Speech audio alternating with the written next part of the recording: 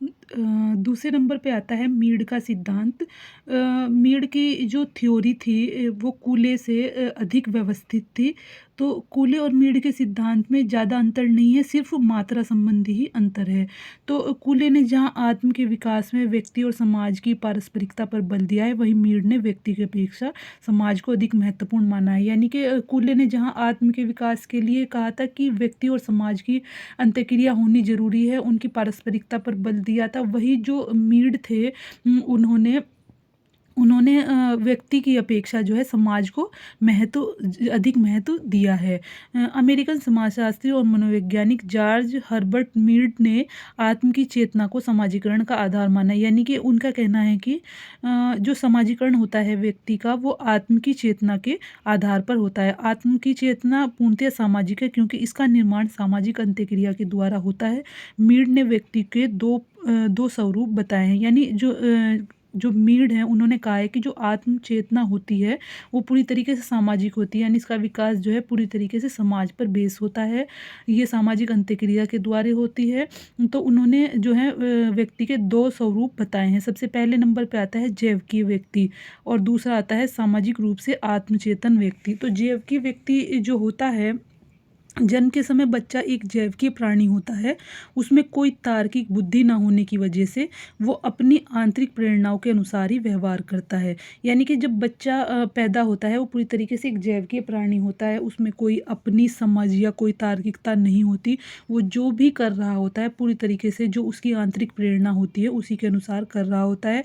समाज, परिवार व दूसरे प्राथमिक समूहों के प्रभाव से उसे ये समझ आने लगता है कि उसका परिवार और समाज उससे किस तरह के व्यवहार की आशा रखता है। यानी कि जब बच्चा छोटा होता है उसे ये नहीं पता होता कि उसे कैसे व्यवहार करना है, दूसरे लोग उससे क्या आशा रखते हैं। लेकिन वो जैसे जैसे बड़ा हो रहा होता है समाज में के बीच रहते हुए, उसे ये समझ आने लगता है कि उसका परिवार या उसका समाज उससे किस तरह के व्यवहार की आशा रखता है। धीरे धीरे बच्चे का आत्म दूसरे लोगों के व्यवहार से प्रभावित होने लगता है। मीड ने इस व्यवहार को ही सामान्यीकृत व्यवहार कहा है, जो बच्चे को सामाजिक रूप से आत्मचेतन व्यक्ति के रूप में परिवर्तित करता है। यानी कि जब धीरे धीरे उसके जो व्यवहार पर दूसरे लोगों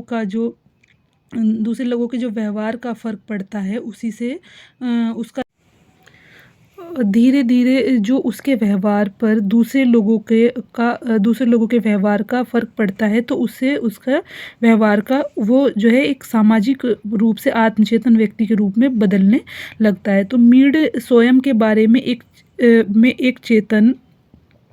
मीड ने कहा है कि जो सामाजिकरण है वो स्वयं के बारे में एक चेतना है, जिसे मीड ने मैं, मुझे और मेरे आदि शब्दों के द्वारा स्पष्ट किया। इन्होंने अपने सिद्धांत को स्पष्ट करने के लिए मैं, मुझे और मेरे आदि शब्दों का यूज़ किया था, जिसमें मैं का मतलब पूरी तरीके से खुद के बारे में था। जहाँ उसका जो कोई बच्चा होता है उसका पूरी तरीके से मैं जो होता है वो उसके एक कल्पना का संसार होता है, जिसमें वह सिर्फ खुद को देखता है अपने मुताबिक, अपने हिसाब से।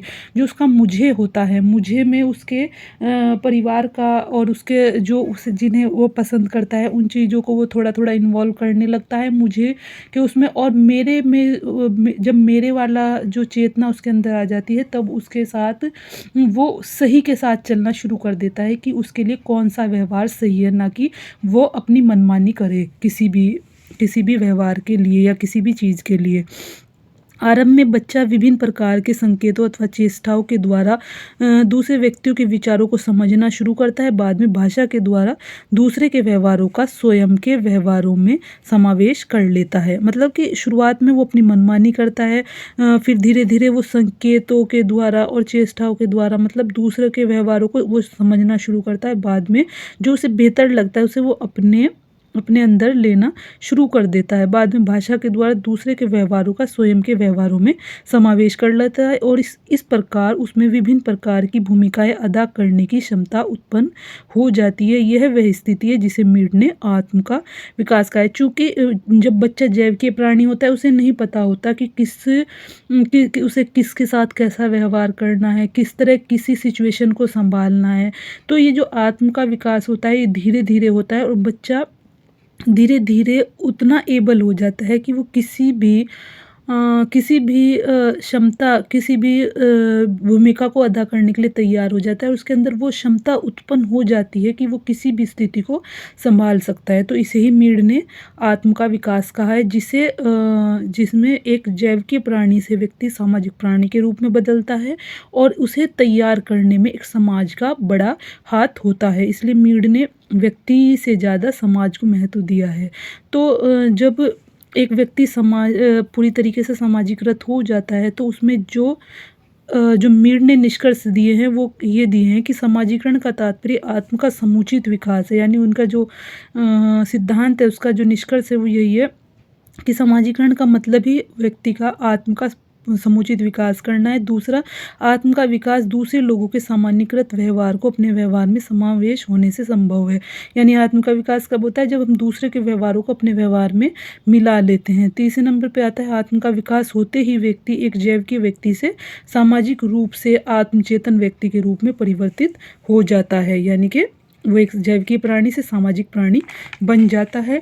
और चौथे नंबर पे आता है कि व्यक्ति उसी मात्रा में सामाजिकृत होता है जिस मात्रा में उसके सामाजिक व्यवहार उसके संवेगात्मक और जैविकीय गुणों के प्रभाव को कम कर देते हैं। कोई व्यक्ति सामाजिकृत है या नहीं, वो इस बात से डिसाइड होता है कि उसके जो संवेगात्मक और जैविकीय गुण हैं, यानी उसके जो जन्मजात गुण हैं, उस पर सामाजिक गुण कितने ज़्यादा हावी हैं, या उसके जो उसने उन्हें कितना ज़्यादा सामाजीकृत कर दिया।